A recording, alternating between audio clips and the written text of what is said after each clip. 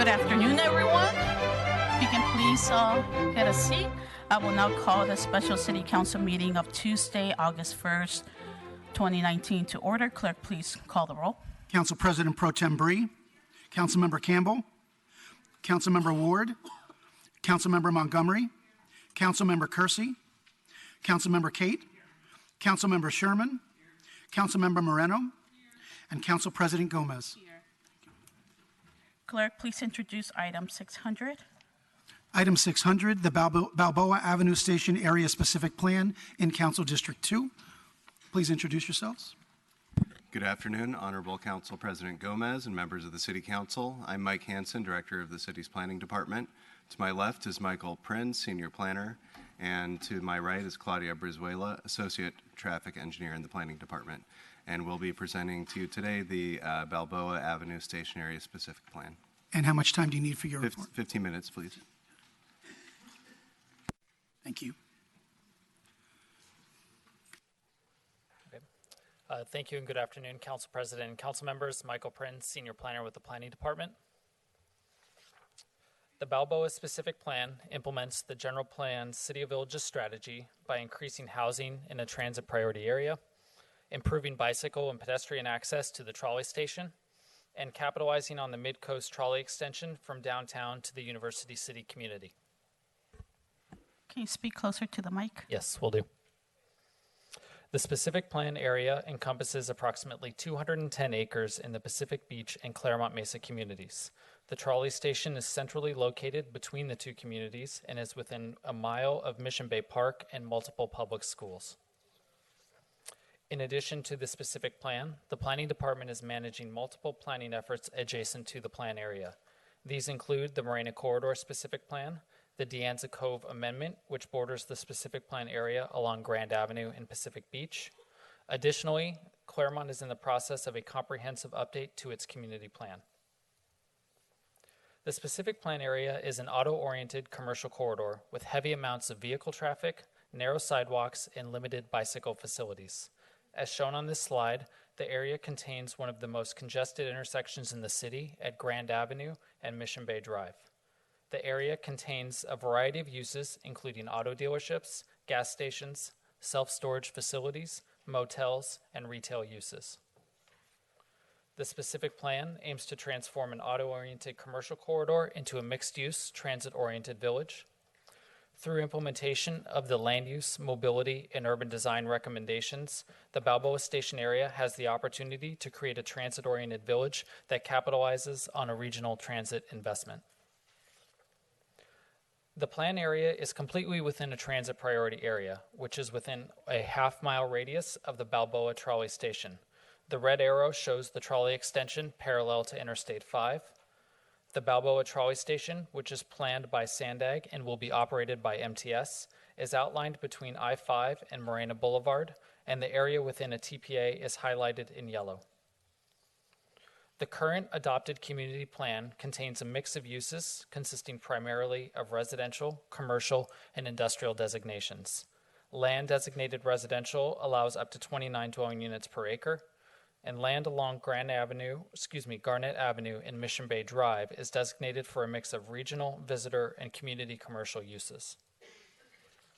The specific plan proposes to redesignate commercial land to the community village land use designation to allow for higher density residential and mixed-use transit-oriented development with residential densities up to 73 dwelling units per acre, except between Bunker Hill and Rosewood Streets, which would allow up to 109 dwelling units per acre.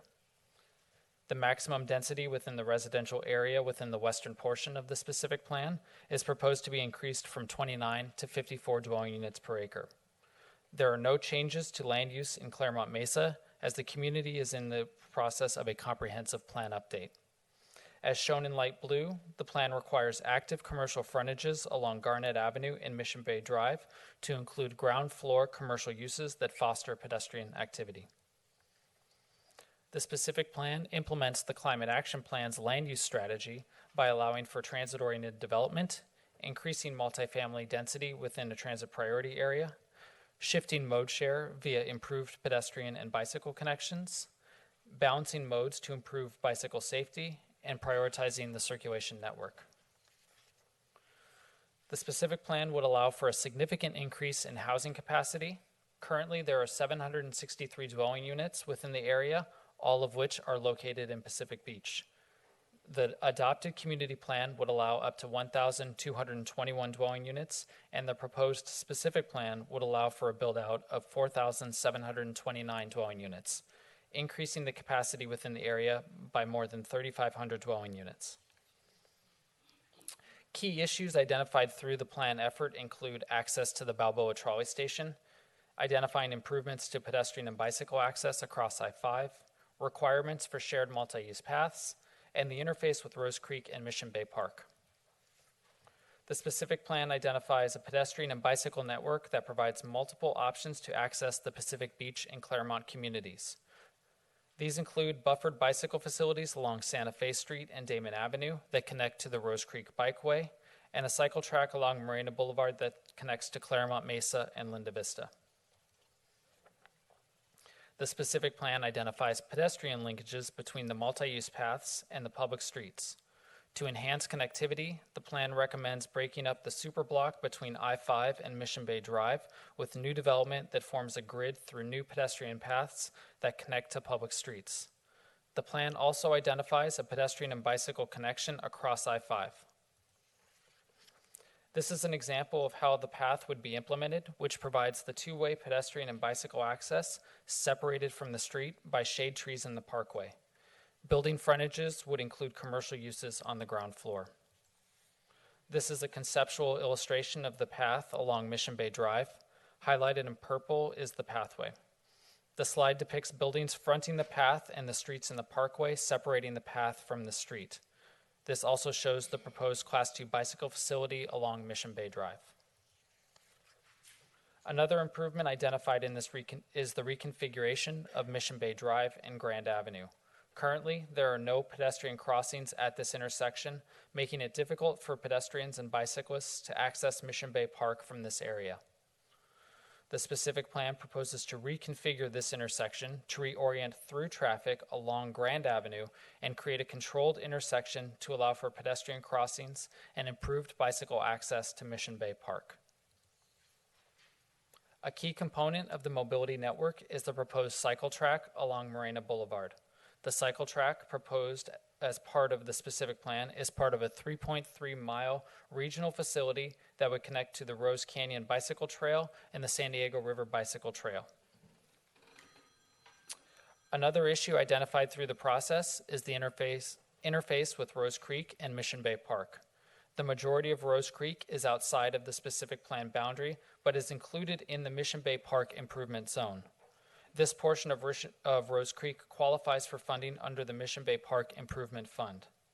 The specific plan does not propose any changes to open space land uses, and the Multiple Species Conservation Program's land use adjacency guidelines are required for all new development adjacent to the creek. The urban design chapter includes policies that promote design and streetscape improvements that support pedestrian activity. As this conceptual rendering shows, mixed-use development would be supported with buildings placed along the street edge and parking located to minimize the exposure of parked vehicles to the public view.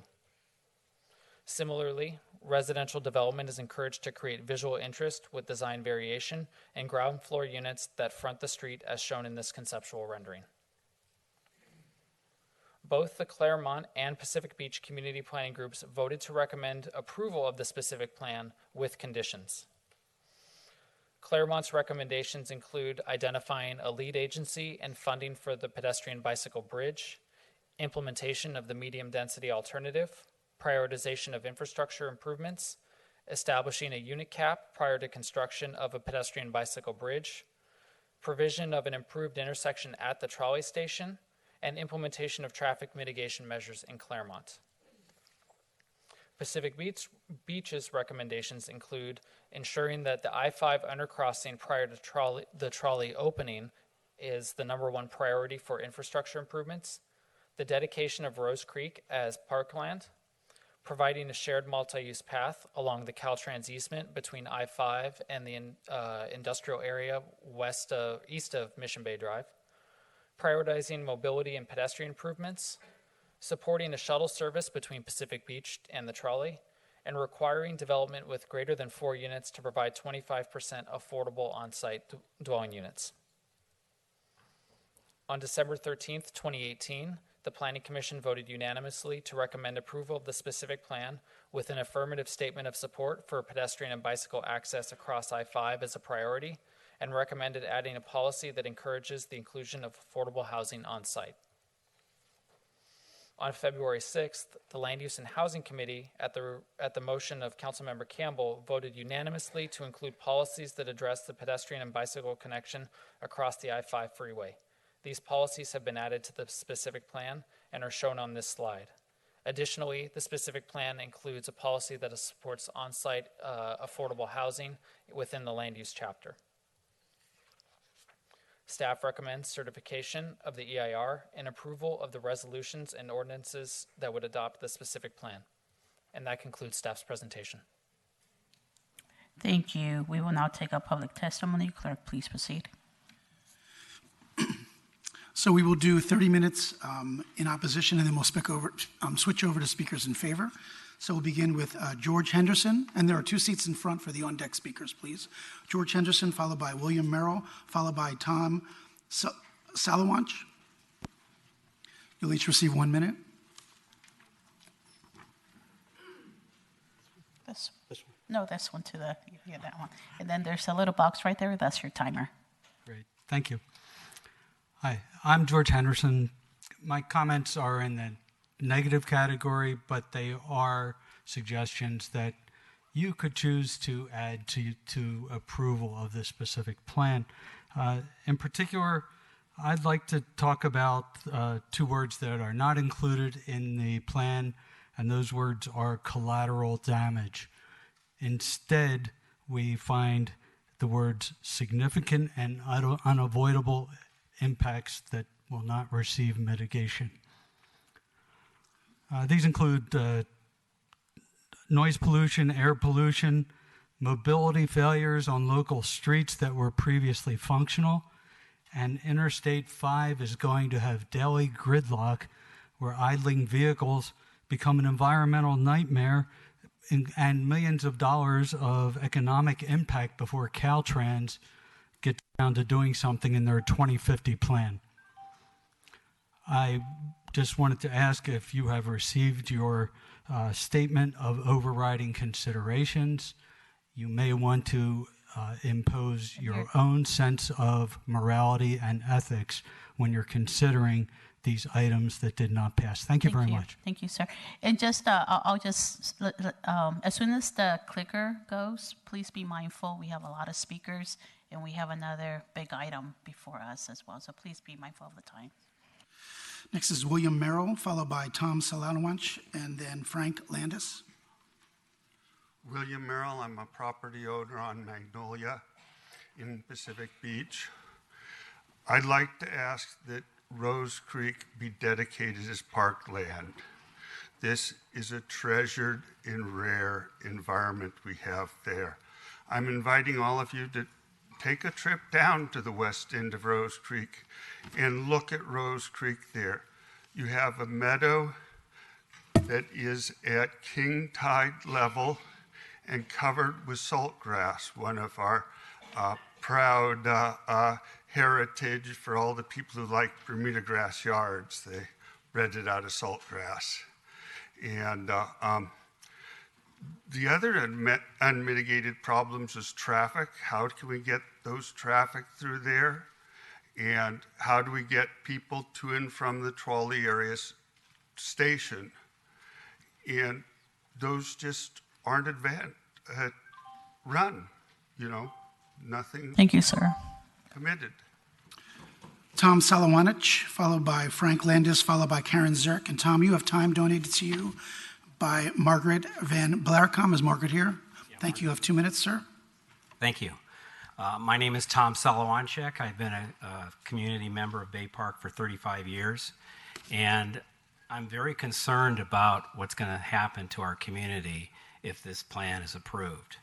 The way I look at it is the council has 2 choices to make. They can make the easy choice, which is just adapting the plan as is, or think about it and make the right choice and listen to the community.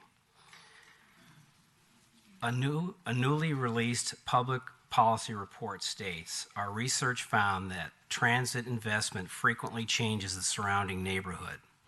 While patterns of neighborhood change vary, the most predominant pattern is one which housing becomes more expensive, neighborhood residents become wealthier, and vehicle ownership becomes more common. And in some of the newly transit-rich neighborhoods, the research reveals how a new transit station can set in motion a cycle of unintended consequences in which core transit users, such as renters and low-income households, are priced out in favor of the higher income car-owning residents who are less likely to use public transit for commuting. I urge you to listen to the community and adapt the changes that we'd like to see with this Balboa plan. 4 lanes on Marina Boulevard. The Balboa Station plan for 4,722 new housing units is unrealistic without adequate transit system build-out and phase-in of units. Pedestrian bridge from Marina to Mission Bay must be made mandatory in the plan. Low-density, phased-in approach to build-out of the plan. Number of proposed new housing units must be phased in. New growth allowed only with sufficient infrastructure upgrades. Thank you, sir. Thank you. Frank Landis, followed by Karen Zirk, followed by Andrew Meyer. Hi, my name is Frank Landis, and I'm speaking on behalf of the California Native Plant Society. President Gomez, members of the council, I'll be very brief. We're speaking in favor of dedicating Rose Creek parcels as parkland and also to fund a community facilities district to provide maintenance and operations. Doing so will restore Rose Creek to being an asset to the area and to Mission Bay rather than the problem it is now. Otherwise, we oppose this plan that does not include this. And thank you very much for taking my comments.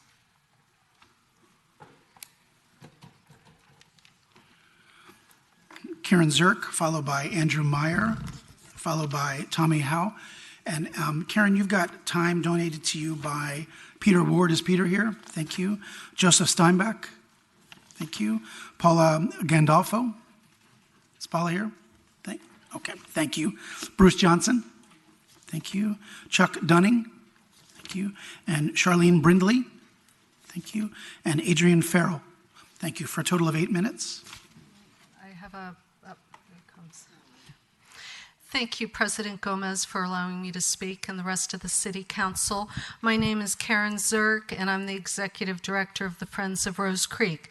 This is our 3rd attempt at parkland dedication for this effort. And this is critical because what happens in Rose Creek happens in Mission Bay, including feces, human urine, car batteries being dumped, television sets, etc. This is a map of the area. You can see that the city planners artificially drew the half-mile transit priority area boundary to exclude Rose Creek because they didn't want to deal with the issues in Rose Creek. We have been asking them to include Rose Creek in the planning area since scoping began on this project, and the city has refused to do so. Today we are here to ask that the city dedicate the city-owned parcels of land between Mission Bay Drive and Grand Avenue to form a new community park for this high-density village. And so the question is why? As most of you know, the state of California has lost the majority of its critical coastal wetlands. This area includes coastal salt marsh as well as freshwater riparian habitat. It is currently under the jurisdiction of Transportation and Stormwater, which quite frankly is not the right department to manage a habitat area and an area that's supposed to serve the community for passive recreational opportunities. There is a lot of wildlife in the creek. We have year-round birds like great blue herons and snowy egrets, as well as birds that migrate from northern Alaska and northern Canada to winter in Pacific Beach. A smart move on their part. And the Balboa Avenue Station Plan identifies the uses of Rose Creek 20 times for this project. This is just a quick sample of some of the call-outs where Rose Creek is being used to support access to and from the trolley station and to provide open space for the new community village. We have a long list of supporters, and you've been given copies of the letters of support that I just passed around, and most of those groups have emailed you copies directly as well. That includes the Sierra Club, the Beautiful PB, the Claremont and PB Town Councils, and the PB Planning Group, as you heard earlier. So if not now, when?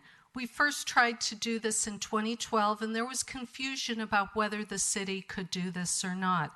So the city attorney wrote a letter saying that the city council could pretty much choose to dedicate, that it would probably be in all likelihood legal, and they cited a lot of case law. You all you or your staff have been given copies of that memorandum.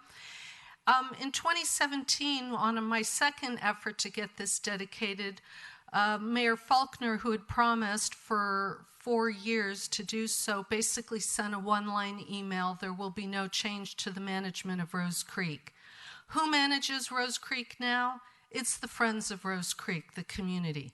We're the ones doing all the work. This project proposes increasing the residents in the area from 1,000 to approximately 7,000. With the 1,000 people that we currently have, we pull 4 tons of trash out of this creek every year. You multiply that 7-fold, that's 28 tons of trash, and I just want to cry because I am tired. I've been picking up trash there for 15 years, and I want to partner with the city.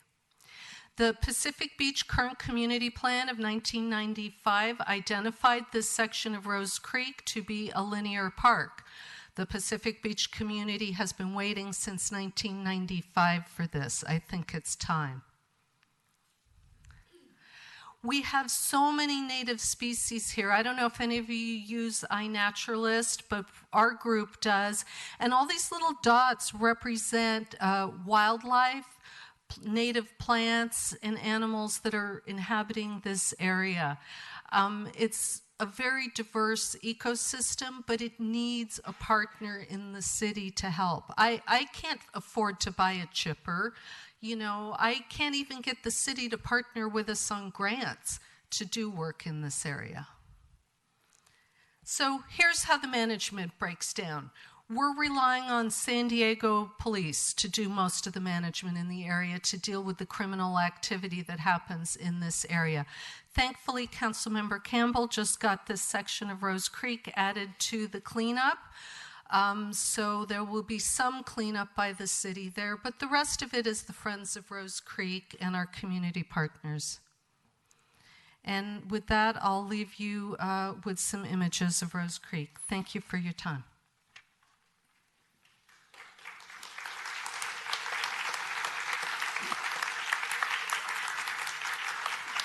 Thank you. Andrew Meyer, followed by Tommy Howe, followed by Lori Corlock. Hello, council members and council president and city staff. Thanks very much for your time. I'm happy to talk while beautiful pictures of Rose Creek are being played. I wanted to say I'm Director of Conservation at the San Diego Audubon Society. I'm also representing the Rewild Coalition, which sent you a letter yesterday outlining our ask as well, to echo Karen Zirk's statement that Rose Creek, the lower portion of Rose Creek, be dedicated as parkland as part of the Balboa Avenue Transit Station Plan. There's a clear connection to Mission Bay from this plan here, and the Rewild Mission Bay project is looking at wetland restoration right at the outlet of Rose Creek. The connection between Rose Creek and this part of Mission Bay is critical to future wetland restoration at this spot. And really, this is an issue of what our vision of San Diego is. Do we want Rose Creek and all of our creeks to be places that we leave our trash, places that we dump our effluent, places where people can go to unfortunately be ignored by the rest of the community. No, we want a positive vision of streams that are natural resources and cultural. Thank you, sir. Thanks. Thank you. Tommy Howe, followed by Lori Carlock, followed by Irene Magallanes. Good afternoon. My name is Tommy Howe. I'm here on behalf of Rewild Mission Bay. I'd like to amplify and add my support to what Ms. Zirk said earlier about adding a potential Rose Creek Park to the city's park inventory. As you can see from the map, the area that Rose Creek that we're talking about, south of I-5, is under an extraordinary amount of urban pressure. It's been under an extraordinary amount of urban pressure for decades, and that's only going to become sevenfold, apparently, with the amount of population that we're expecting to be moving in there in the next 5 to 10 years. These new residents, these new neighbors are going to be looking out of their windows in their new homes, looking at that waterway and saying, why is it so hard to access that? Why do some businesses have barbed wire keeping them from the creek bed? It is time that we embrace Rose Creek for the special place that it is, ensure that cleaner water is entering Mission Bay as a result of it, and I hope that you will include Rose Creek as a park as part of this overall plan. It is indeed time, and the city's Parks and Recreation Department has the capability to see that through. Thank you so much. Lori Carlock, followed by Irene Magallanes, and followed by Pamela Hetherington.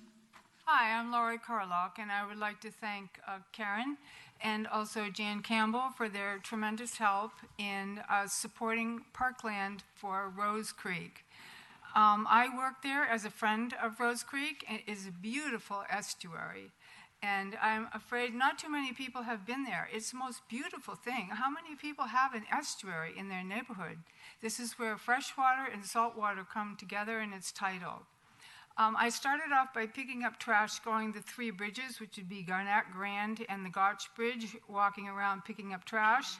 And we finally, ourselves, purchased 4 barrels to put out on the bike path.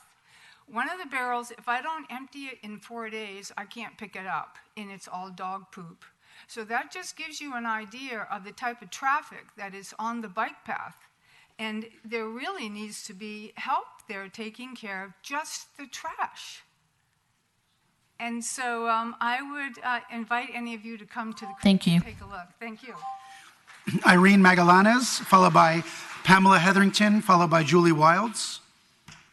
Hi, my name is Irene Magallanes, and thank you for letting me speak. Mr. Sherman, I've been watching you, and you've been using your phone, so how are you paying attention to what we're saying? This is something that the people here... We're here to speak about what, if you would have the respect that we deserve to listen to what we have to say, please. Because we feel that this is being railroaded into us, even though they may tell you it's been going on for a while now. We feel that, yeah, we need some housing, but let's do it smart. Let's do it smart and listen to the people, because we don't have that happening. We have a planning group, a planning department that just railroaded us through this and said, oh, well, if we approved. You guys may have approved, but as you can tell, we didn't approve for this. So please listen to us. Thank you. Pamela Hetherington, followed by Julie Wilds, followed by Christy Dunning. I am Pam Hetherington from the Environmental Center of San Diego. Thank you for the opportunity to speak about Rose Creek in the context of the Balboa Avenue Station Plan and the Marina Corridor process. These plans are large and impactful and will contribute more air pollution and runoff to an already burdened area. That this damage is not mitigated does not make the impact less. The city's general plan calls for the pursuit of opportunities to develop population-based parks. It's been said before, all the potential for population-based parks exists along Rose Creek. Why not embrace the opportunity? Rose Creek is a jewel in a tarnishing crown of San Diego water bodies. The city's lack of seeing that all of these projects are connected and they all flow to the bay is troubling at best. One site in Mission Bay, Leisure Lagoon, has been closed due to bacterial levels since July 9th. Rose Creek is the only source of fresh water for Mission Bay. You think it would be worthy of protection. We urge you to do that today. Thank you.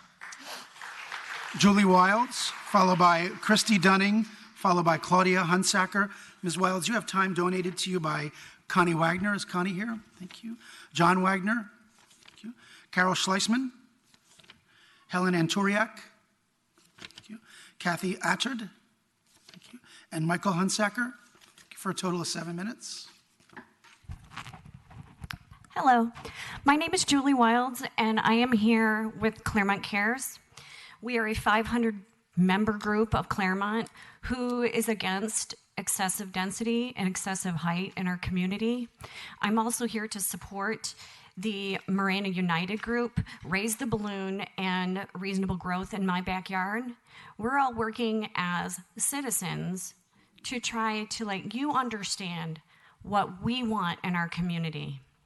We understand you have a job to do, but we also are the ones that elected you into these offices, and we expect you to listen to us because we're the people living in these spaces that you guys are making decisions on.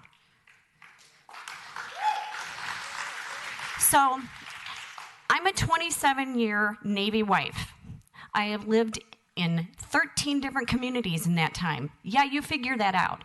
I have moved state to state. I have been to every state in this country, and I had the option of retiring anywhere in this country, and my husband and I chose Claremont. I could have lived in La Jolla, but I chose not to because La Jolla doesn't represent me and my background from Flint, Michigan. Yeah, I've seen some pretty crappy stuff go on in communities. All right, we're moving that way here. Okay, we've got to pay attention to what the people say. You just can't plow through and build up things and expect them to not have an impact on your community. Now, Balboa is a major thoroughfare, right? But it's blocked by the 5. If we put 20,000 houses above the 5 and 7,000 below the 5, nobody's getting to the 5. Okay? Nobody's getting there. Nobody's getting to the trolley if you can't get to the trolley. Okay? You can ride your bike up and down Balboa if you want. I do. I'm probably the only person in this audience who can make it up that hill at 52 years old. But until we do something more to make that more accessible, people aren't going to be riding bikes to the trolley. They're going to be taking Uber. And Uber doesn't decrease our traffic, people. It increases our traffic. So you need to listen to what the CCPG and the Pacific Beach Planning Group has been saying about we need shuttles. We need pedestrian bridges. We need you to listen to us because we drive it every day. When I'm driving my kids to and from school and I have to teach my 16-year-old to drive a car, do I want to take her to 5 and Balboa? Hell no. That's freaking scary down there. I don't like driving, and I've been driving for 36 years. We have to change that intersection. It has to work before all this housing goes in. Because if you don't put the infrastructure in and the transit in, it's not going to work. Plain and simple, it's not going to work. I have 1,429 signatures that are asking for reduced density in Claremont and reduced height because we don't want to look like UTC. We don't want to look like downtown. We didn't move here to be in downtown. We moved into Claremont to be in a middle-class community that feels like a community.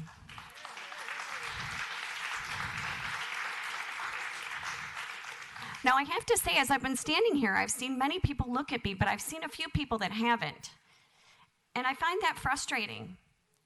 I'm a busy person, and I know you are too. But we deserve your time, and we deserve your interest, because we are the ones that vote.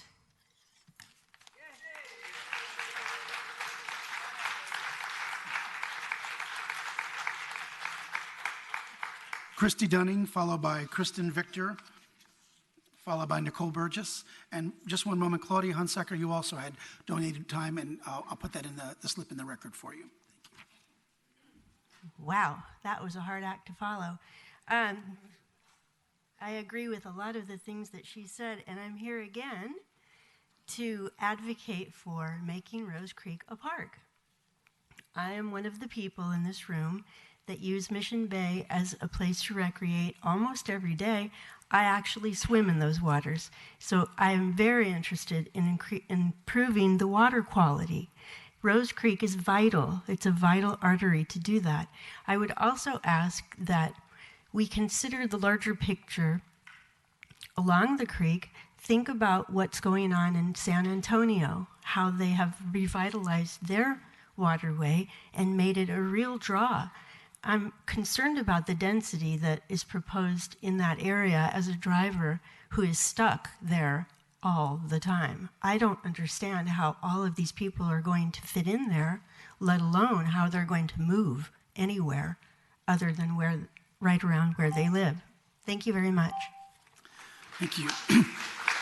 Next, we have Kristen Victor. And Kristen, you filled in a slip in favor, but you've got 3 folks donating time due in opposition. Which side? I'm in opposition. Opposition, okay. So you have time donated by David McCullough. David, thank you. Christopher Cracker, thank you. And Julia Curry, thank you. For a total of 4 minutes. Thank you very much. Good afternoon, Council. Kristen Victor, and I'm here as a community member and a business owner in the Pacific Beach community. So for those of you from Claremont, I rode my bike here from Pacific Beach. I ride to Kearny Mesa at least once a week on Balboa, and I ride Morena Boulevard, and I have to tell you, the meanest people that I've ever encountered in the city of San Diego on my bike is from Claremont. So I just want to point that out. So I oppose this plan for a whole different reason, because I believe our communities deserve better. We deserve well-planned increased density, mobility, connectivity, urban amenities, and wetland restoration. I oppose this plan for the following reasons. The City of San Diego has a climate action plan. It should be the leading document in every decision that we're making. There's been no funding collaboration on the pedestrian and bike bridge. The bike bridge is in, the bike bridge is out. The bike bridge is in, the bike bridge is out. The mayor told me directly, and with Mike Hansen, to find funding for the bridge. It should be the #1 priority, in my opinion. So I believe the other thing is Rose Creek. It's a no-brainer. It's an urban amenity. Make it a park. The planning group, in my opinion, is misleading the council. And why is that? Because, for one, the PB planning group priorities, I led that. And our #1 priority was not the Balboa thoroughfare, it was the pedestrian bridge. You all got the document, there's 19 items on it. Every 19 is a priority, and you should be looking at those. You were sent those by the planning group chair. But most importantly is that the planning group used LOS. And LOS is level of service in the planning of the Balboa Area Transit Specific Plan. So I'm going to tell you what LOS is. It's a performance metric which flourished during the interstate and freeway building era that went from the 1950s to the 1990s. This is an antiquated planning tool the City of San Diego Planning Department used to design the Balboa Area Transit Specific Plan. We all wouldn't be here today if we used innovative, updated plans. So a fundamental shift is occurring in the way that we plan streets. This shift has been inspired by the ever-expanding realization that how we have planned transportation in our communities over the last 50 years not only have detrimental community impacts, as you've heard, it also failed to improve mobility and access to destinations. It's proven all over the United States.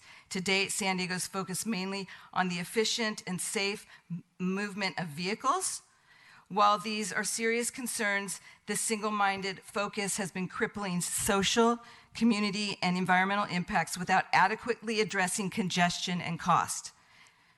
By failing to take into consideration the character of Pacific Beach and Claremont communities and the needs of the entire spectrum of users, including cyclists, pedestrians, and neighbors such as residents and local businesses, this capital-intensive approach has missed the opportunity to use Balboa Area Transit Specific Plan to shape our community, not just connect them. We need to transform the design and construction of public streets into places that improve the quality of human life and the environment rather than simply move vehicles from place to place. Thank you very much.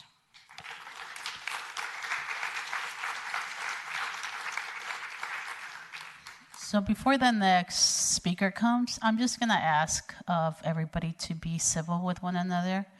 That's really important. So please don't be offending anyone, neither the council nor people that are delivering their testimony. I would really appreciate that. Thank you. So now moving to speakers in favor, we have Nicole Burgess, followed by Carolyn Chase, followed by Markov Manalo. Hi, thank you, Council President, and thank you, Council members. It is a pleasure to be up here. And I've worked with Michael Prince and this plan for many months, and I echo a lot of what Kristen Victor says. The staff was limited. They had to use LOS guidelines. So how are we going to build a people-centric community if we're based on LOS? That's just a tagline for future projects, future plans. Please don't use LOS guidelines. But I want to be up here and support this plan because there's some things in there that are actually good things to plan. For instance, what the Planning Commission and the community is asking over and over, and Campbell as well, thank you. The pedestrian bridge over the I-5. I just threw up some inspirational pictures of what's done in Amsterdam to get us around a busy, massive intersection. Something that's aesthetically appealing to get us across the I-5. The Rose Creek is also important. So I ask you to approve these so we can go forward. We're going to Caltrans next. Let's keep the conversations going between Caltrans and Sandag and you. Thank you. Carolyn Chase, followed by Markov Manalo, followed by John Brady. Thank you. I'm Carolyn Chase. I'm here representing the Pacific Beach Planning Group. And I don't know how Ms. Victor knows what I was going to say or what I submitted. I did submit the 19-unit letter to you all, and the number one thing listed was actually the dedication of Rose Creek. There are other items, and there are some say that I should have pulled an opposition split because we need these things to be required in order to have the density work. The number one most important public safety infrastructure is enough for the planning group to win so far as to demand the infrastructure in place to be in place before the station accepts the first train, and that's the widening of Balboa under I-5, which is unsafe now and would be unsafe if the train started to stop there. We need to prioritize construction of the multi-use path overpass, and we ask that the mayor and city representatives advocate at Sandag for improved transit performance. This is the most challenging area to transform a car-oriented location into one safely accessible by pedestrians and bicycles, and we're not doing it. And the fact that we're ignoring impacts to Rose Creek means the EIR should please be rejected. Thank you. Markov Manalo, followed by John Brady, followed by Stephanie Benvenuto. Thank you. My name is Markov Manalo. I've been a San Diegan since Kit Carson Elementary. And there was a great writer who said, always connect. And I wondered what that meant. But in this context, we could talk about this action connecting us to our climate action plans, to our city of village ideals, to our building of a bicycle network. All of these things can get better. The things of a more active and interesting neighborhood, all of these can happen with the adoption of this plan. There's a disconnect between rejecting this plan and then wondering why are there people having trouble, finding housing, finding affordable housing, finding workforce housing. The people who serve this city are having difficulties moving here. You know this. Thank you, sir. So, thank you. John Brady, followed by Stephanie Benvenuto, followed by Matt Adams. Good afternoon, everyone. Good to see you again on Housing Again, I think it is, the last day. Anyway, I'll just be brief. I'm here with Voices of Dignity, a joint venture between Voices of Our City Choir and Think Dignity, and we wanted to support maximizing density in these transit stops, both of the transit stops, as well as inclusionary housing. This is an opportunity. Land values will change pretty dramatically for these landowners, so let's take that opportunity to maximize our inclusionary housing requirements. Thank you for your time, and thank you for your patience. Have a good day. Stephanie Benvenuto, followed by Matt Adams, followed by Andy Hanshaw. Good afternoon. I'm Stephanie Benvenuto. I'm here on behalf of the San Diego Chamber, and we are pleased to be in support of both the Marina and the Balboa specific plans. The Chamber has long been an advocate for updated plans that will provide the framework to get out of the current housing crisis that we are in and to ensure the successful utilization of the trolley that represents a tremendous investment in infrastructure. We do ask for your support today. Thank you. Matt Adams, followed by Andy Hanshaw, followed by Philip Ballou. Good afternoon, Council President Gomez, members of the City Council. Matthew Adams, representing the Building Industry Association of San Diego, here today to ask for your support of the staff recommendations of both this plan and the Marina plan. These are important tools. Of all the discussions and even disagreements we've had about how to address housing, updating your community plans is one area that we all agree upon. It is an essential component to addressing our housing crisis. And these plans, all plans can be picked to death. These are plans. Perfection is elusive. Planning is essential. These are solid plans that have been crafted over years with public debate, public input, and it's time to move forward and get these going so we can start to address our housing crisis. We have too many people in need. These type of plans can help us achieve our goals, which is to house our residents. Thank you very much.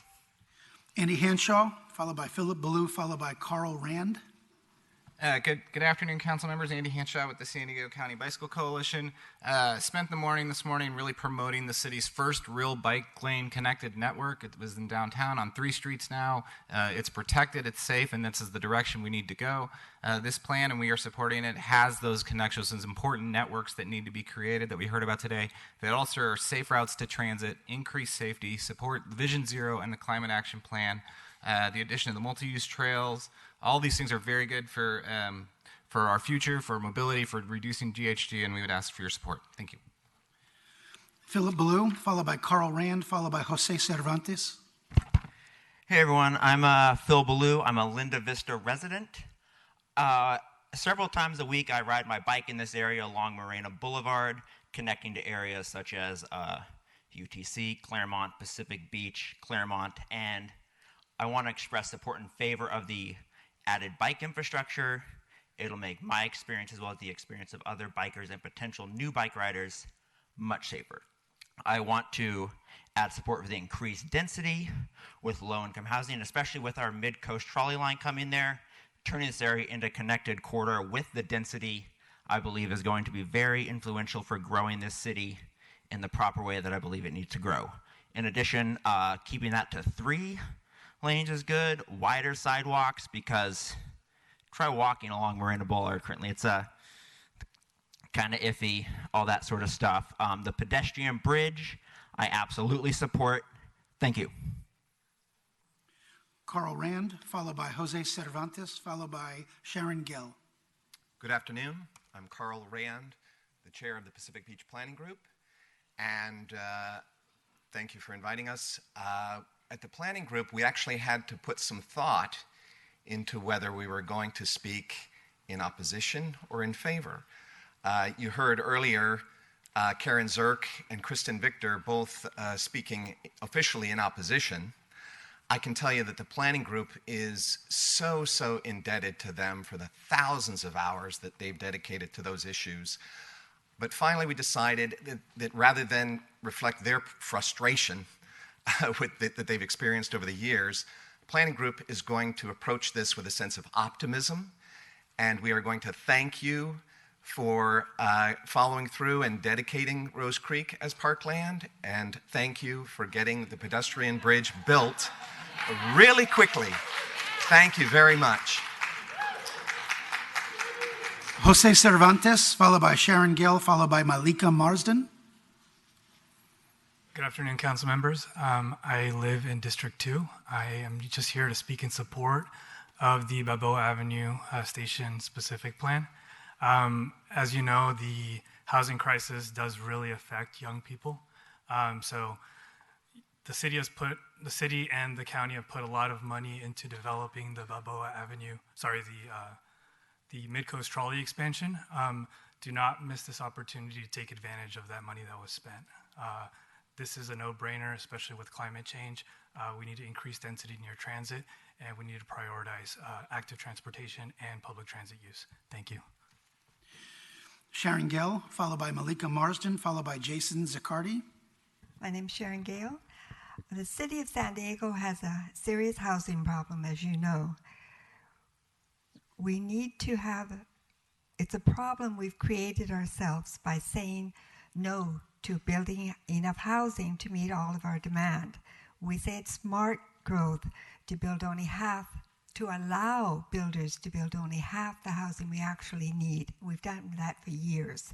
It's time to solve the problem by saying yes to building more housing, allowing people to build housing, especially where it should be, near public transit, near bike, and close enough to stores to walk. The city taxpayers have spent millions of dollars building this trolley extension. We need to get our money's worth out of this investment by allowing people to actually live next to it and use it. Thank you. Malika Marsden, followed by Jason Zaccardi, followed by Tony Kutry. Good afternoon, council members. I'm Malika Marsden with Climate Action Campaign. Climate Action Campaign supports adoption of the Balboa Station Area Specific Plan, and we appreciate the hard work that went into maximizing the investment in the mid-coastline by increasing density near the trolley stations. Land use shifts to reduce commute distances and make it easier to access transit are critical to meeting our Climate Action Plan goals. However, we have 3 amendments that we urge you to include. First, we urge you to include the pedestrian bicycle connection across the I-5 freeway from Balboa Avenue trolley to the Pacific Beach community as a vital link to maximizing access to the trolley. To hit the mode share targets called for in the CAP, it is crucial that we explore all opportunities to increase biking, walking, and transit. We are also here with the Rewild Coalition to request that all of the city-owned parcels of Rose Creek be dedicated parkland. Dedicating this blighted waterway as a park would provide safe and comfortable place for people to bike and walk. And lastly, we encourage the 10% inclusionary housing. Thank you. Jason Zaccardi, followed by Tony Kutry, followed by Carol Kim. Hi, thank you. So my name is Jason Zaccardi. I'm a resident of West Claremont on Mount Abbey. I'm only a few miles away from the Balboa station. I'm here to voice my support for building as many homes around the station as we can. And I have 2 reasons for that. First, people my age can't afford to live in San Diego because there aren't enough homes for them. Just read a study the city sponsored said over half of millennials are considering leaving the city in 2 years, mainly because of housing costs. And healthy, vibrant cities don't push out entire generations out. And a statistic like that sounds like an economic emergency to me, and I think we should treat it as an economic emergency. And then secondly, if we don't build homes here near transit, then we're forcing people that would live there to live farther out, drive more on our freeways, which means more pollution in our skies. And 2019 is on track to be one of the hottest years in history, and I think we should be doing everything in our power to reduce pollution on a global and regional scale, not increase it. And I empathize with all the people that are uncomfortable with the city changing, but I think we can't stop change from coming, and our choice really is what type of change we want. And do we want to keep San Diego a vibrant, healthy city for all of our current and future residents? And I think building more homes would do that. Thank you. Next up, Tony Kutry, followed by Carol Kim, followed by Susan Baldwin. Mr. Kutry, you didn't fill out an item number or a name. Did you want to speak on this or the next item? Okay. Tony Kutry. I'm a resident of Arrive Mission Valley at the corner of Marina Boulevard and Linda Vista, one of the many ground zeros in this plan. I'm here in support of the plan. I've been an urban design, urban architect for 40 years now, grew up in San Diego, and moved into a project that we designed 13 years ago because I design this stuff every day and I wanted to be in the heart of it. I walk out my back door and the trolley station is right out my back door. I can look at the sign and see what time it's leaving and go in. It drops me off within a block and a half of my office. My son takes the trolley to SDSU, drops him off in the middle of campus every day. It's perfect. We kind of live the transit-oriented development. And when we designed Arrive Mission Valley, it was one of the first transit-oriented developments outside of downtown San Diego, so it's very excited. I'm also very appreciative of the community and their engagement and their participation, and I think many of these things can be addressed. But I do support what the plan does. Thank you, sir. Carol Kim, followed by Susan Baldwin, followed by Ravi Gopinathan. Good afternoon, council members. My name is Carol Kim, and I'm representing the San Diego County Building and Construction Trades Council, 35,000 union construction members across the county of San Diego. I'm also a mother of a student that attends Mount Everest Academy, which is on Mount Everest, which is in the heart of this area. And I'm a board member of the Climate Action Campaign, so I'm wearing multiple hats today. We support increased density and smart growth infill as a positive benefit to our communities and the way we can actually address our growth and development that's necessary while also meeting climate action plans and goals. And we also are supportive of this, but we would like to see some amendments. The pedestrian bicycle bridge across the I-5 would be a huge benefit to be able to actually provide the infrastructure that's necessary. The Rose Creek Park is an amendment that would also be something that we would welcome. And most importantly for us, we ask for a baseline 10% inclusionary rate at 50% AMI with a $22 in lieu fee. Until the policy passed on Tuesday, it can be finalized. Thank you so much. Susan Baldwin, followed by Ravi Gopinathan, and then we have one additional speaker in opposition, Isabel Kay. Good afternoon. My name is Susan Baldwin, and I'm representing Progress San Diego and We the People. And I'm here to support the project. It's been a long time coming. The actual transit has been a long time coming, and it's great to see the additional effort and density and all the different things that are a part of the specific plan. I would, however, urge you to apply the new inclusionary requirements that were approved by City Council yesterday. This would acknowledge the additional land value that is provided in this plan. Thank you very much. Ravi Gopinathan, please come forward. And then followed by our final speaker, our speaker in opposition, Isabel Kay.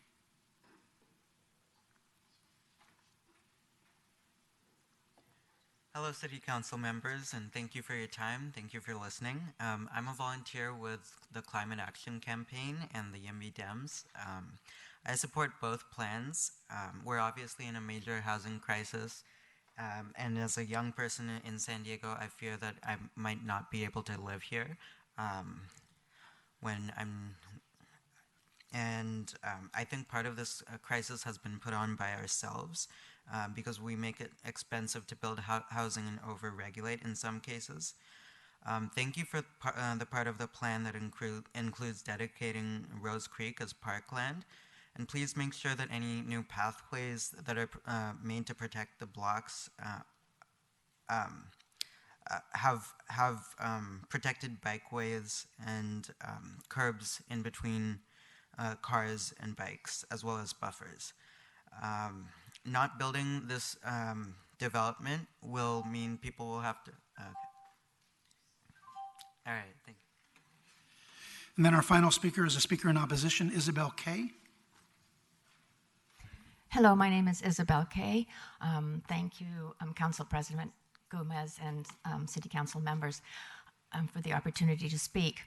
I am speaking on my own behalf because I didn't have time to run my comments through the entire University of California vetting structure, but I've worked as the manager of the Kendall Frost Marsh Reserve in Mission Bay, the wild heart of Mission Bay, and if you could, we have some brochures going around that tell you a bit about it.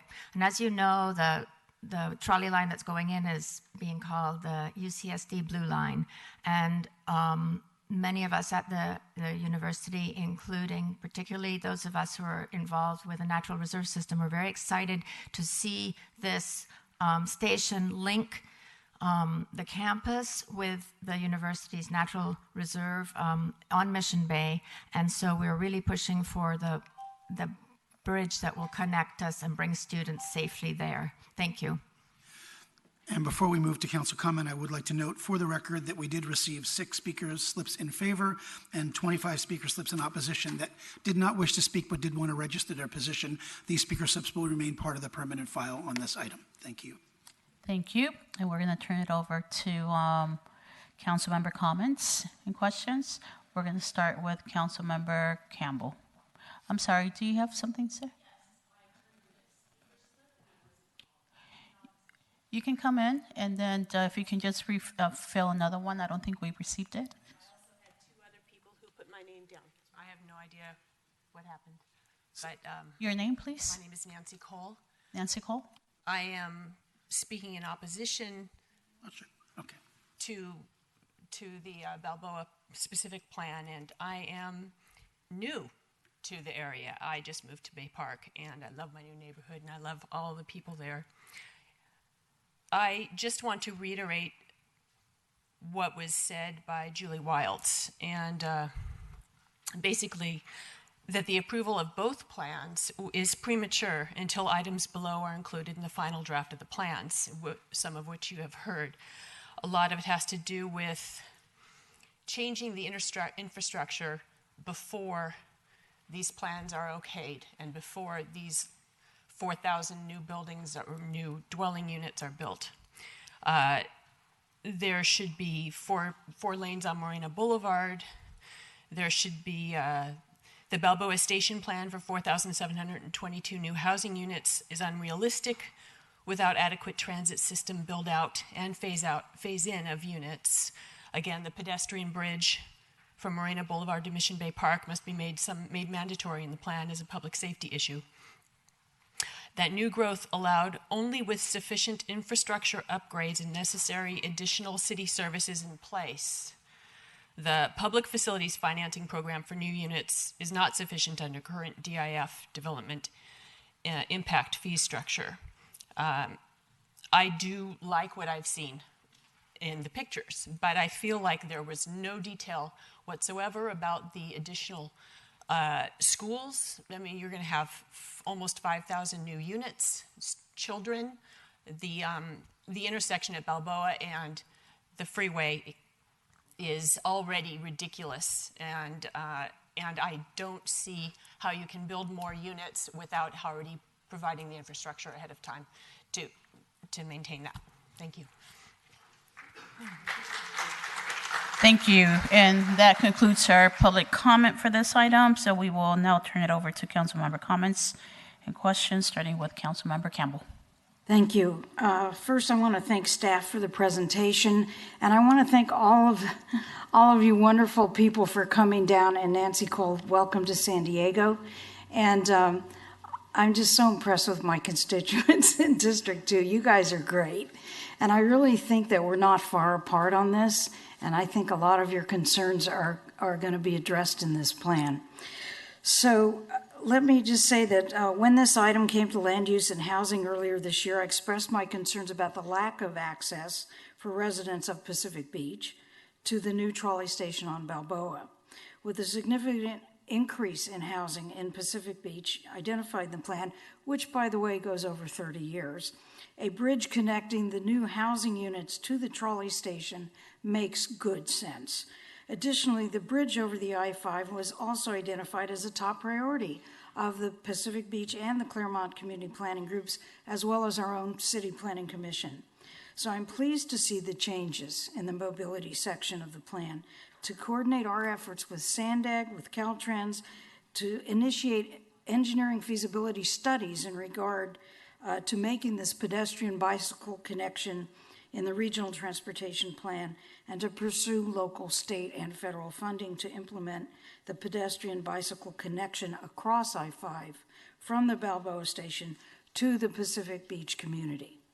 I'm aware that Rose Creek is not included in this Balboa specific plan, and I've worked with the community advocates who have been dedicated to the restoration and beautification of Rose Creek. And although it's not in the plan as of yet, I will not forget about Rose Creek. I was happy to hear about the programmatic environmental impact report that is currently underway. And once that study is completed in about 2 to 3 years, the Mission Bay Park Improvement Funds call for this project to enter into a design phase. We will improve water quality, install wetlands, remove non-native species, and restore habitat areas. This would work in combination with other wetland improvements envisioned south of Grand Avenue. Wetland improvements and habitat restoration are the environmental priority for this area, and I am chair of the Environmental Committee, and believe me, this is one of our top priorities.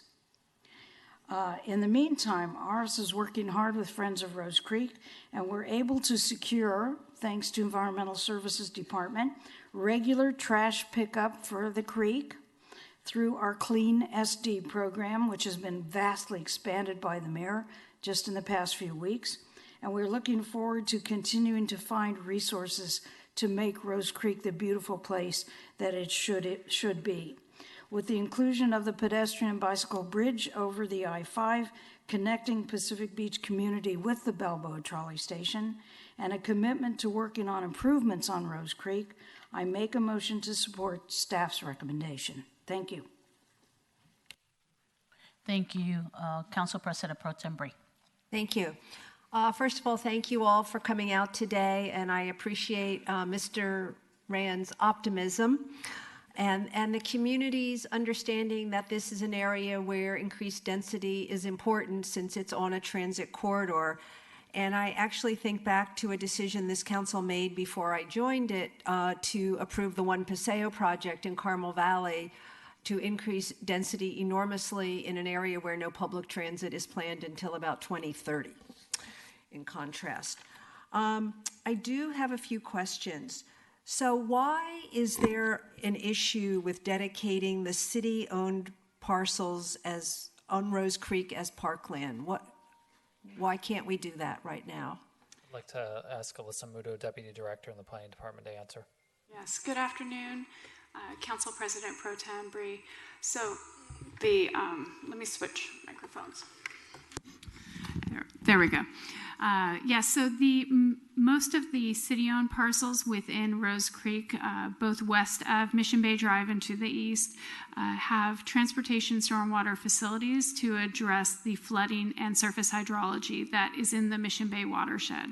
So those properties they're encumbered with those facilities. And as we do the comprehensive watershed plan, we can look at greener infrastructure and then also using the Mission Bay Program EIR to come back and address some of the recreational needs as well as the water quality and habitat. I still don't understand why it can't be parkland. So sorry. Andy Field's here and he can speak a little bit more to the council policy in the charter section. Thank you for your question, Council President Pro Tem, and good afternoon, City Council members, Council President. With regard to your question, the Rose Creek corridor currently is owned by Transportation Department. It is a watershed area. Under the city charter, we do have the option to dedicate land like this into parkland. The concern that we have is that the area in question is in a floodway with non-native species, encroachments, and a variety of need for improvement. Before we'd want to look at dedicating, we'd want to have the area cleaned up first. And that is the objective of the 10-year plan, which includes the programmatic environmental document and also includes design program for about 2 to 3 years from today. So I understand what you said, and thank you for the explanation. I just think 10 years seems like a long time. We're asking this community to take a lot more density, and I'm just frustrated. I'd like to see this be done more quickly. Perhaps we can meet off-site. It just doesn't seem to me this should take 10 years. My second question is about the pedestrian bicycle bridge over I-5. This seems to be something that needs to be done ASAP. The trolley opens in the fall of 2021. Not sure how fast new construction will start, but I see over and over again, we increase density without putting in the infrastructure that's needed to support the increased density.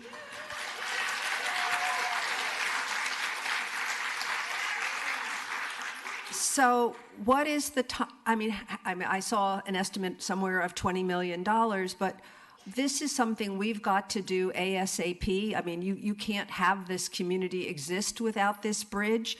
So what is the timeline for doing this and what is the cost? I'm not sure who to address this to. Council President Pro Tem, I can answer that for you. So I think, as you know, right now we have included bridge supportive policies in the mobility section of the plan. That's an important first step to go out and get funding, because then the city will officially have that conceptual connection. And can we use developer fee money as we collect that? Absolutely. So having it in the plan as a plan facility is a critical piece in order to include it in the DIF, and the development, all of the new units that are being proposed here that will come over many years, it's a 30-year plan, will help fund the bridge. But I'm running out of time, and I have one last question. So on Tuesday, we passed a new inclusionary policy for the city. It's possible the mayor could veto that. Can we apply that inclusionary policy today to this community plan update? Well, I believe that there was a memo attached to the backup material for the next item, the Moraine item, that spoke to that, and it said that yes, it could be done. However, there need to be off-site options included. And well, could we just apply what we passed on Tuesday? Could it be applied to the right now we're doing Balboa, so could it be applied to Balboa? As soon as that ordinance takes effect, it will automatically apply. But what if the mayor vetoes what we passed on Tuesday? What happens then? I want to make sure that that inclusionary policy applies to this piece of land, regardless of what the mayor does. If that's something the council desires to do today, it could be. Well, then I would like to make an amendment to, I'm sorry, Ms. Thomas, do you have I'm sorry. Yes, I'm sorry to interrupt. It's not that it can't legally be done, but logistically, what was passed by the council was an amendment to the existing, or what was introduced by the council was an amendment to the existing law. We don't have a document ready for you that reflects the entire division, and that could be easily incorporated into this specific plan as a development regulation. Could you help me with what I could make an amendment on, a motion to amend on, in terms of wanting this new, hopefully non-vetoed inclusionary policy that it is applicable to this area? So first of all, I do want to point out that this item is also subject to veto by the mayor. So it's not necessarily that one would be vetoed and the other would not. But this is a giant piece of land, sort of similar to like Pacific Highlands Ranch in the future urbanizing area, where 20% is actually affordable. I think hopefully the mayor will see that as different than a project by project basis. So what if the council wanted to include some sort of inclusionary affordable housing requirement? What we recommend is that it be drafted like a development regulation that is at the end of this specific plan, as well as the next one, where it's laid out as a regulation. The ordinance that was passed is also obviously a regulation, a law, but it's not set up to be easily just. So are you saying we can't document. add it today? Is that what you're saying? Not without some time to draft that language and add it into the plan. Okay, well, this makes it very problematic for me. I want to vote yes on this, but I want the inclusionary. I want to be sure that, I know it doesn't start at 10% inclusionary, but I want to make sure that we're on track to do that in this community plan update. So I'm not sure what I'm going to do right now. Okay. Councilmember Ward. Thank you, Council President, and I want to thank staff sincerely for all the work that you put into this. I had a chance to review it with you, of course, at our Land Use and Housing Committee. We had a great discussion. I want to thank members of the public that came out to talk about all of the issues that are in this really important, critical keystone area for the city. Overall, principally, of course, I support the connection of housing with the upcoming transit opportunities, and certainly want to see more alternative transportation and other transit networks be able to grow from this. It is really a keystone opportunity, and I know that there certainly is more planning coming in the future. This week's, to Council President Pro Tem Bree's point, that we had the opportunity to talk about the inclusionary ordinance, and I won't speculate as to whether or not something will be vetoed or not, but I know it would apply here. I know we'll continue to work on making affordable housing an opportunity in all communities and in all places within our community. So hoping everything goes well, that is one action that we had to make sure that affordable housing would be afforded right here, of course, right next to a trolley stop where we want to have mixed use, mixed income opportunities. On mobility issues, not just, the location next to the transit station, but I certainly appreciate appreciate the bicycle and walking improvements, particularly under the I-5 overpass to improve access. As I said during the Land Use and Housing Committee, I want to reiterate my strong support for a feasibility study for a pedestrian bike connection across I-5 from Balboa Station to PB as part of the plan approval. Can you just double check and clarify, is at least the feasibility a part of the action here today? Yes, we support that as well, and we've added policies in the document that support that and speak to that. Thank you. I'm looking forward to that evaluation, and hopefully we'll be able to find the capital funding to get that implemented pretty quickly. And I mentioned as well, you know, MTS and others, we're going to have a big responsibility to look at additional transit networks into PB and up into Claremont to be able to really connect this station with even more residents in the nearby area. Now on to Rose Creek. I am 100% in line with what Councilmember Bree had been talking about, as well as the interests of Councilmember Campbell. I appreciate the community that came by and talked to that. I do agree we want to see a pathway forward. There has got to be a pathway forward to be able to dedicate this at Parkland as Parkland. It just makes absolute sense. I had a chance to be there with family and others recently to be able to see the area and just intuitively the use of it almost as recreation opportunities. I understand there are some roadblocks or some hurdles to be able to get around transportation, stormwater, or charter issues. I want to work with you on those because, I mean, we have transportation stormwater issues and facilities in the middle of Balboa Park, and that is dedicated parkland. So we can solve this, and I want to get there. I understand it is not immediately in the specific plan area. However, it is immediately adjacent to the plan boundaries. In fact, in section 5, chapter 5 on page 5.1, you mentioned Rose Creek. You have a nice picture of Rose Creek. So we certainly acknowledge the connection of the specific plan area to Rose Creek. And so just to really hopefully get a little bit more substance out of today's action, I wanted to propose an amendment as well for an additional policy, and that would be 5.1.3 to support the conservation of Rose Creek's ecological health as a unique resource adjacent to the specific planning area through as-needed capital projects, and that appropriate funding streams sourced to the specific plan area support capital projects in Rose Creek that advance its ecological health and recreational amenities. And I'll get this to staff to be able to put up on the screen. First, I'll ask if the maker of the motion will be willing to accept. I'd be happy to accept this amendment. Okay, I think that gets the ball rolling on some policy guidance that hopefully we can overcome some of the other issues to actually have true dedicated parkland.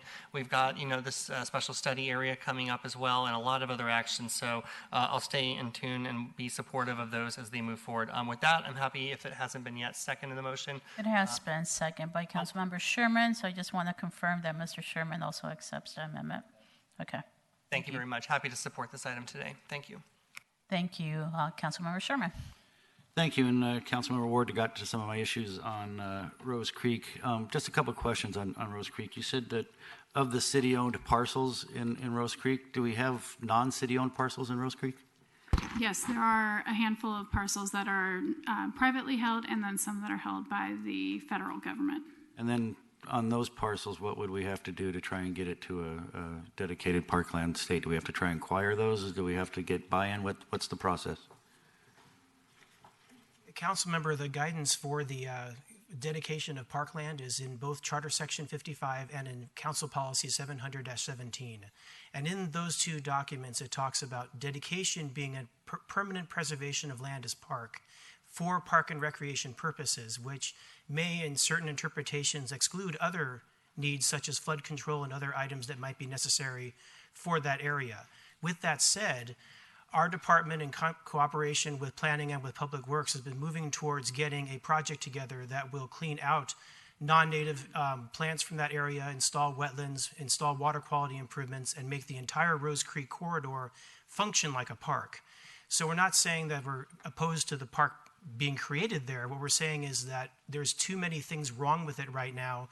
We've made a financial investment to get this going as part of the Mission Bay Park Improvement Fund 10-year plan, and we have an end goal in sight that will result in the permanent park improvement of the Rose Creek corridor from Grand Avenue up to the In-N-Out Burger at Mission Bay Drive. So that is a commitment that we've made, and we've discussed that with several of the stakeholders. Okay, and then on the non-native stuff, we should talk offline about piggybacking with some of the River Conservancy grants and permits they have for cleaning up non-native species. We've used that in Mission Valley and a few other places. Absolutely, we'd be happy to do that. Great, appreciate that. And then supportive of the pedestrian bridge and making sure there's connectivity there.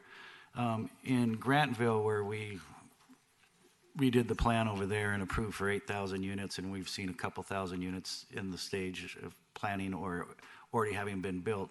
Some of the places have been talking about shuttle services, and I think one of them is actually providing a shuttle service that goes from their development to the trolley station. Is shuttle service, is that a case-by-case deal when these projects come forward as approval, or how does that work? So if it were a private shuttle service operated by the property owner of the residential development, that would be sort of up to them in terms of fulfilling transportation demand management For projects strategies. coming forward, can that be a requirement of projects to have a shuttle service to transit? There are transportation demand management strategies that could be required. However, I also wanted to mention that as part of the SANDAG's planning and implementation of the trolley station through the Mobility Hub's implementation strategy, they are evaluating potential shuttle service and other amenities of providing access to and from the trolley station, such as shuttle service. So that's one thing that is being considered and evaluated as part of the trolley effort.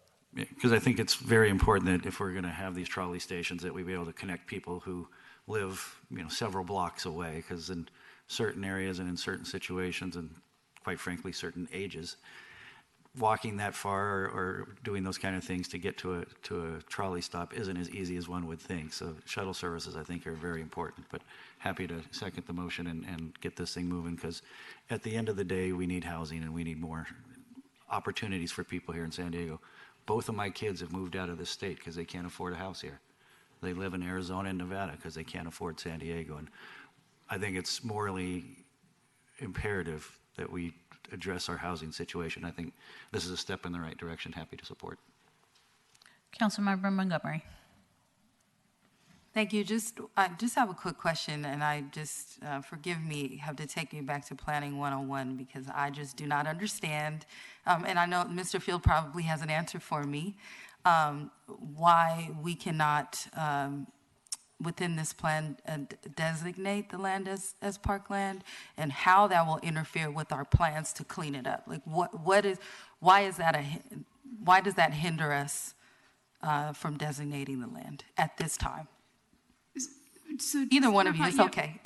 From a land use perspective, the land use, so what a specific plan would guide, is already open space for that area. And the specific plan, and we aren't proposing to change that land use designation. So from a designation, it is already open space.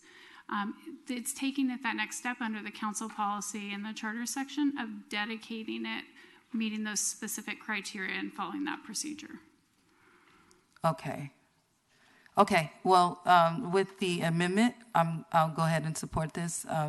My other two concerns were, of course, the bridge and also the inclusionary. And for now, I'm satisfied with what we've learned in this hearing, and so I'll be supportive of this as well. Councilmember Kersey. Thank you, Council President. Thanks to everybody for coming out today. Just a quick question on what we're updating here. So as part of this motion, we are updating the community plans for both PB as well as Claremont. Is that correct? Correct. It's amendments to both the Pacific Beach and Claremont community plans. Okay. Do these updates eventually flow through to the PB and Claremont public facility finance plans as well, that actually calls out what infrastructure is supposed to be made? I note on the city's website the PB PFFP looks like it was last updated in 1994. Yes, subsequent to the action, there will be updates to the infrastructure financing study and development impact fees separately as part of a Pacific Beach effort, and then as part of the Claremont Community Plan update effort. I'd also like to add that we've just offered briefings to all the council members to update you all on exactly where we're at in our development impact fee program, with reforms that are underway, such as the switch from LOS to VMT, which is pretty important to us. Very good. Okay. Thank you so much. Appreciate it.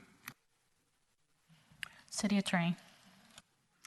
Thank you. Councilmember Ward, I would just ask for clarification on what part of your motion means, and I would also like to make sure that staff understands the meaning as well, and that appropriate funding streams, and this is the part I'm not clear about, source to the specific plan area, support capital projects in Rose Creek. What do you mean by sourced to the specific plan area? Thank you, Ms. Fitzgerald. So particularly for, I think, the anticipated development here, I didn't want to necessarily limit it to future development impact fees, but other revenues that can be demonstrated to be generated through the upcoming development, that we would allow some flexibility for future capital project funding that was derived from any income source to development activity in this area. If there's a better way to word that, I'm happy to simplify it and just call it development impact fees. It sounds like we're going to be updating our PFFP as well, and or infrastructure financing plans. And if that is a simpler way to be able to restate this, I'm happy to do so. But I wanted to be more broad in nature to be able to allow for any related growth through this plan update to allow us maximum opportunity to be able to assist Rose Creek. If I could suggest removing this source to the specific plan area, that would allow just any appropriate funding. That would include grants, that would include the impact fees, other funds that the council may wish to allocate for that use. That would be fine to me. I got to check with the maker in a second. That's good. So we're good? The motion? Okay, as motion getting clarified, I want to thank the community for being here. Planning department staff, thank you for the work that you've been doing. I do think that this update is critical, as mentioned, being that we're not too far from a nearby transit station. I think it makes sense, specifically in relation to the climate action plan. I do have a couple of questions, and that's related to, we're about to upzone significantly in this area. When you do that, there's an increase in value of land, and someone's going to benefit. And I'm hoping that there's some benefits that are going to come to the community, being that, as stated from some of my colleagues, we're being asked for them to take some of this density, which I'm supportive of. But I think as we're increasing more and more of that conversation throughout our city, I think we also need to be mindful of, okay, what should the community be expecting, right? And in this document, and I think any documents that are created, there's mentions of some of the community benefits, such as hopefully the pedestrian bridge, a benefit, the Rose Creek, or other amenities that are being called out. But we never have enough funding to make them happen. It takes a long time. So I do find value, as we're upzoning, to start looking at alternative creative ways of capturing some of the financial increases that are going to be occurring, regardless if there's a development or not. Just by the sheer fact that we're upzoning, there's a value to that parcel that has already increased. So I know that other cities are looking, that have been implementing other ways, which one of them is land value recapture. Is that something that we're looking at? And if not, that would be something that I would want us to look at. Council President, we share your interest in seeing additional economic support for our planning initiatives, and we are going to be bringing that forward more in future initiatives. We did recapture some of the value in this plan. For example, there are additional public improvements that are planned, such as that shared multi-use path, that is a cost to the property owners. That is not a cost that exists absent the plan being adopted, but we have not quantified both the benefit to the property owner as well as all the additional costs in the planning area, and that share of the costs that goes to the property owners. As part of this planning initiative, we have a lot of different items going on, as you know, and limited funding sources, but it is something that we also think is important, and we would be happy to work with you on what that looks like in the future. Okay. Yeah, there are other cities such as Santa Monica, New Jersey, Houston, and Detroit that are already implementing the land value recapture, or some of them call it community benefits. So was there an economic analysis done to the specific plan? There was a market assessment that was prepared as part of the existing conditions analysis to identify, potential market demand for various uses, commercial, industrial, residential, on a prospective basis over, I believe, a 10 to 20-year period. Okay, so the analysis was based on current market or the future market demand? It evaluated both the current market conditions and future demand, but it didn't look at specific parcels and evaluate any financial analysis of individual parcels and potential land value recapture. Okay, so did the analysis incorporate the different zonings? We went from regional commercial or community commercial to the community village or residential or community villages. Did it look at that level?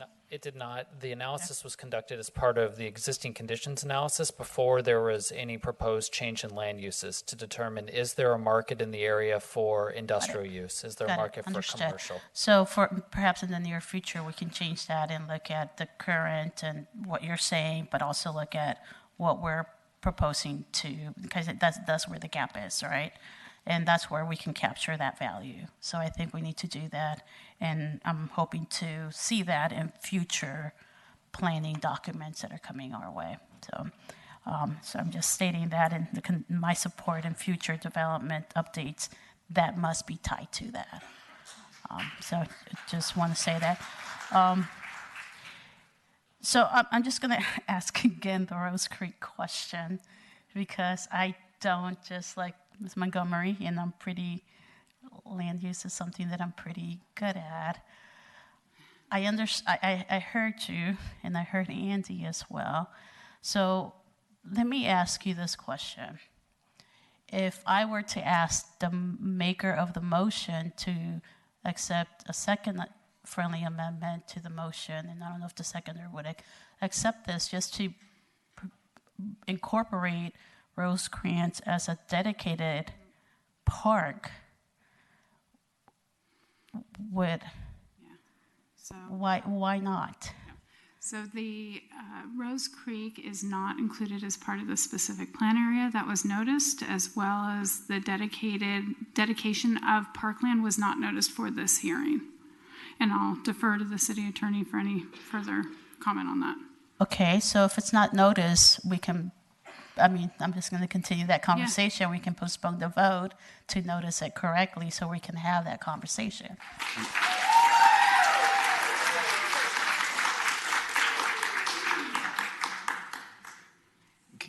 Council President, the plan does not need to change to accommodate parkland dedication. It's consistent with that. Okay. There's a separate process for dedicating parkland that has not been performed, and that's something that we're open to, but it would not need to change this plan in any way if that were to be done in the future. That's something that we are already starting to work on with the initiatives that Interim Director Andy Field mentioned. Okay, so it is part of that. It is. Those initiatives are and those laying initiatives the groundwork for what that initiatives discussion. Are referring to? The 10-year plan, the Mission Bay Park 10-year plan, and the analysis that is going into that. That's the name of the plan. That doesn't mean that everything's going to take 10 years. And perhaps Andy could explain a little bit. So can we do a faster process to bring that conversation to council to dedicate it? Well, taking a step back, the council policy on parkland dedication, 700-17, speaks to the idea that whatever we're taking on as dedicated parkland is free of encumbrances, encroachments, non-native plants, etc. So there needs to be some upgrade of the parcel to make it suitable for the council policy. So if you're interested in having a future council action that might suggest waiving that policy and bringing that dedication in sooner, that's possible. The other issue is that if we dedicate the land, it may prevent certain types of flood control activities from occurring on the property, because dedication, as you probably are aware, is forever. It can only be reversed with a 2/3 vote of the electorate, not by this body. So once a dedication occurs, then some of the other options that might be open today may not be open tomorrow. So I would recommend at this point to allow the Mission Bay Park Improvement Fund, which is from the Mission Bay lease revenues in Mission Bay, and the way Charter Section 55.2 was written, it called this section of Rose Creek into the improvement zone, specifying that these funds would be used to improve Rose Creek. That entire dedicated funding source was set forth by the voters, and we are honoring that as part of the overall programmatic environmental document going forward. The reason it takes time is because there are multiple environmental issues that are being studied all at once in Mission Bay. As you're aware, we're going through a $40+ million effort in this bay. So this dovetails nicely into that, but it also connects with all those other projects. So together they will march forward under the current programmatic environmental document. We expect that to be reaching this body in about 2 years, give or take. And then shortly after that, we're looking at the execution of a project there, where we get into the designs, figure out what wetlands can be created, how to improve water quality, remove some of the vegetation, et cetera, and address the encroachments of the federal government property into the creek, which needs to be addressed as well. Thank you. Thank you, Andy.